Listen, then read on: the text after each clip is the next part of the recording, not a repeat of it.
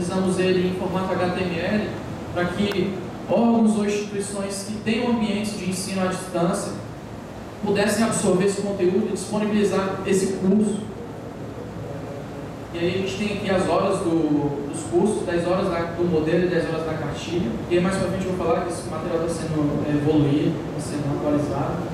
Com relação ao EMAG, a gente desenvolveu internamente um checklist, porque todos nós aí, ou a grande maioria, nós que lidamos com temas, sabemos que uma avaliação automática, ela não garante a acessibilidade do site. Então, nós desenvolvemos alguns itens, alguns pontos a serem seguidos para que realmente a acessibilidade fosse implementada na sua plenitude, e não somente ter um selo de um validador automático que não garante a acessibilidade.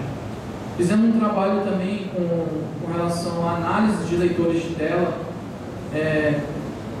O nosso anseio era chegar e falar para o cidadão: cidadão, nós temos aqui um leitor de tela assim assado, que realmente suporta várias coisas, que vai te atender, enfim. Mas a nossa intenção não foi fazer isso, por uma série de questões, eu acho que não caberia discutir, mas pegar ferramentas que hoje já estão disseminadas, já estão instituídas, já tem usuários que trabalham, e fazer uma tabela onde a gente pudesse elencar as funcionalidades, o que contempla nenhum, o que não contempla na outra, o que teria nenhum e outro na outra não, para chegar para o cidadão e falar: você pode optar por essas opções, porque vocês vão ter essa facilidade, uma e outra não. A gente desenvolveu tutoriais também para poder empregar acessibilidade, coisas que não eram tratadas dentro do modelo. Até então a gente foi criando como implementar tabelas acessíveis, como implementar formulários acessíveis, a gente também foi fazendo isso. E alguns trabalhos também com relação à legislação. E dentro desses aspectos de incentivo, aí, disseminação e apoio à implementação do modelo, surgiu a iniciativa do ASIS, que é um software que faz avaliação com relação à acessibilidade, padrões web, enfim, etc. Então o ASIS, ele, na verdade, é um apanhado de uma série de ferramentas que hoje já existem, e a gente tentou aglutiná-las numa ferramenta só e trazer para que o desenvolvedor tenha um contato com a ferramenta e saiba ali, na hora de encontrar um erro, como resolver. E assim, o ASIS foi concebido justamente trazendo essa ideia de juntar funcionalidades de um monte de ferramentas que antes eram soltas. Eu tinha um validador de HTML no lugar, eu tinha um validador de CSS no lugar, eu tinha um validador de acessibilidade no lugar, eu avaliava contraste no lugar. Então a gente pegou tudo isso, juntou e criou o ASIS e disponibilizou. Então o ASIS é constituído aí desses três grandes grupos. Ele tem avaliadores tanto de HTML, de CSS, quanto acessibilidade, e ele avalia de acordo com os padrões internacionais do WCAG, tanta sigla aqui, e o EMAG. Simuladores, então a gente tem um simulador de baixa visão para cego. Então o cego que quer, a gente que quando vai desenvolver e implementar, a gente simula algumas deficiências relativas à visão, para a gente poder ter um resultado final muito mais atraente, muito mais acessível para aquelas pessoas que têm algum problema de baixa visão.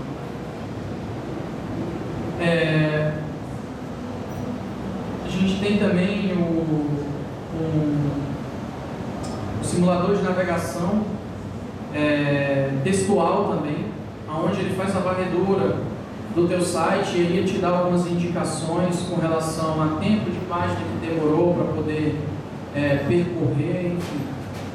E as ferramentas de apoio, que a gente chama de ferramentas que são, na verdade, erros que a gente tentou suportar e até tentar corrigir de uma forma mais prática. O que a gente encontra muito hoje é problemas de acessibilidade de imagens. Então, tem uma ferramenta que te ajuda a facilitar a descrição das imagens. Ele identifica no teu código onde existe uma imagem que não tem uma descrição, ele vai lá e te aponta, você faz a alteração pela ferramenta. Preenchimento de formulário, a relação do campo onde você digita o texto e o label que descreve aquele campo. Existe um atributozinho em HTML que a gente faz a junção desses campos, então também é um facilitador. E falando do Oasis ainda, nós disponibilizamos ele hoje no portal de software público brasileiro. Na verdade, foi a primeira solução do Ministério do Planejamento a integrar o portal. E aí ele está disponível lá para poder você fazer o download. Você que é desenvolvedor, quiser contribuir, fazer melhorias, ele está disponível lá, o código-fonte está disponível para vocês utilizarem aí e contribuir. Então, nós aqui vamos entrar no EMAG 3. Na verdade, aqui é o cartaz de lançamento da versão 3, que foi lançado no final do ano passado, juntamente com o portal da pessoa com deficiência, lá com o pessoal da SDH. E o EMAG 3, na verdade, foi a evolução desse documento, aquilo que ele passou durante esses anos aí, desde 2004, chegou nessa versão atual. Então nós temos alguns precedentes aí que foram bem relevantes para a instituição e a composição do modelo atual. Um deles foi a atualização do WCAG 2.0. A gente tinha um delay aí do documento, porque nesse meio termo o EMAG estava instituído, mas houve uma atualização do modelo internacional e a gente não tinha pego a tempo, então foi feita essa adequação. Um ponto importantíssimo que está citado aqui foi que em 2009 nós celebramos uma parceria com o Ministério da Educação, através da Secretaria de Tecnologia, da CETEC, e mais especificamente com a RENAP, que é a Rede Nacional de Democracia Acessível também, Rede de Pesquisa, Inovação e Tecnologias Digitais, e a gente teve um ganho enorme com relação a uma série de iniciativas que eu vou estar falando mais à frente. E aí, esse último item aqui, no segundo semestre, a gente recebeu um concurso que houve no Ministério do Planejamento, a gente recebeu mais pessoas, porque nós antes éramos bem limitados mesmo de recursos pessoais. E aí o César no final, que é o meu companheiro de trabalho, vai estar explicando um pouquinho mais também. A gente criou um grupo de consultoria com relação aos padrões de governo eletrônico. Então esse acordo que eu citei agora, que foi de suma importância, resultou nessa atualização do modelo. Então eles nos ajudaram a fazer essa atualização, e aí não somente eles, mas também a sociedade civil, outros contribuintes também, porque o documento vai para a consulta pública. Nós desenvolvemos, inicialmente, nós tínhamos um checklist manual e até um tanto quanto raso, e aí a gente aprimorou esse checklist manual, juntamente com eles. A gente fez esse comparativo de leitores de tela. A gente também pensou numa iniciativa em construir um gerenciador de conteúdo acessível, que hoje aí lidado, o nome dele é Suindara. Na verdade, a gente não é a gente ter um gerador de conteúdo acessível, a gente tem um CMS que também é acessível.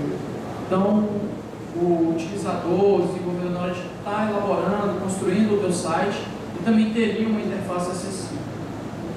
As atualizações dos cursos, que até então estavam baseados no modelo anterior, estão sendo atualizados também, e uma avaliação de acessibilidade que a gente realizou em 200 sites e serviços da Administração Pública Federal, onde a gente identificou um monte de coisas, identificamos assim, os erros, elencamos os erros mais recorrentes que a gente encontra com relação à acessibilidade, um trabalho bem legal também.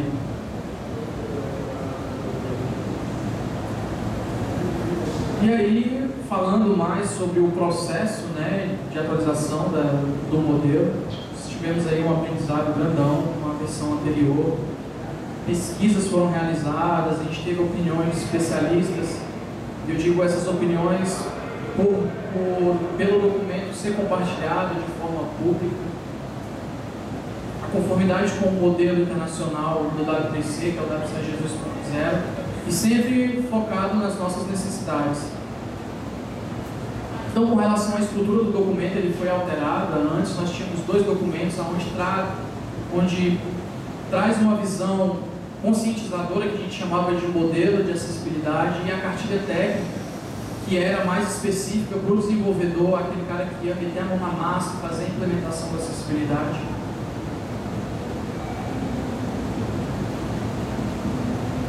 E aí a gente acabou trazendo alguns itens padrões. E aí eu retorno à fala que eu tinha dito antes, de nós como governo não nos atentarmos para algumas áreas e os padrões deixavam um tanto quanto abertos. Então a gente instituiu esses sete itens aonde as páginas do governo vão ter que contemplar, vão ter que ter esses 7 itens. Então, hoje um site governamental ele teria que ter essa página com a descrição dos recursos de acessibilidade. Então, uma página altamente descritiva, onde conteria ali, o site tem tecla de atalho assim, assim, assado, para isso, para aquilo. Enfim, uma série de pontos aonde o teu site atende com relação à acessibilidade.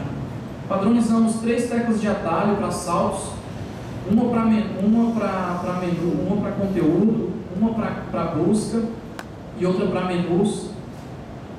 Então é obrigatório que tenham essas 3 teclas de atalho. Instituiu essa barra de acessibilidade que na verdade contempla alguns itens que assim, até item de discussão, aqueles recursos de aumentar a fonte, diminuir fonte. Então esses itens contemplariam dentro dessa barra. A apresentação do mapa do sítio. Isso é um item que a gente encontra nos sites hoje e que na verdade a gente trouxe, batemos um martelo e falando, não, isso aqui tem que permanecer. Então é você ter o mapa do teu site de forma com que o usuário naquela página ele possa navegar pela estrutura de conteúdo de todo o teu site. Conteúdo alternativo para as imagens. As imagens hoje não podem vir mais sem descrição. E esse, como eu já disse também, é um erro que é recorrente na lista de avaliação que a gente fez dos 200 sites. Ele é o top 1, ele é o número 1 dos erros. E com relação à apresentação de documentos. E agora, nosso tempo está até bem escasso. E aí eu queria passar para o César, convidá-lo para ele falar da consultoria. E com relação ao modelo, seria isso. Nós estávamos com o material disponível ali, eu trouxe até alguns que a gente conseguiu guardar para poder distribuir para aqueles que realmente tiverem interesse maior de querer ler, estudar. E na verdade nós estamos militando aí agora para tentar resolver aquele percentual da pesquisa, aquele número de 95%, e a gente também tem trabalhado em conjunto com outras entidades, o DA3C em si. Nós estávamos numa reunião também com eles na semana passada para poder mudar esse quadro e a gente pegar o lado governamental e transformar, mas não só o governamental também, as empresas privadas, todos esses sites aí, que a gente venha também trabalhar essa questão e mudar essa situação. Queria agradecer a permanência de vocês aí na hora do almoço. Realmente está complicado não saber se dá um bom dia ou boa tarde, né? Eu só costumo dar boa tarde depois que eu almoço. E nos disponibilizarmos, o Ministério do Planejamento está aberto para poder receber contribuições, trabalhar aí nessa questão de forma bem intensa. Nós estamos muito motivados e aí estamos batendo cabeça e militando com relação a essa questão, porque é de suma importância. E aí a gente está vendo que o cerco está só se fechando, as leis estão contribuindo para isso e a gente sente uma necessidade do cidadão também muito importante com relação a isso. Então existe uma demanda, o governo está se movimentando e a ideia é que a gente consiga ter realmente aí uma web acessível para todos, desde a sua construção, que foi o pensamento que o criador teve. Então é isso, queria agradecer também aí a participação. E vou passar para o César para ele falar do nosso trabalho de consultoria.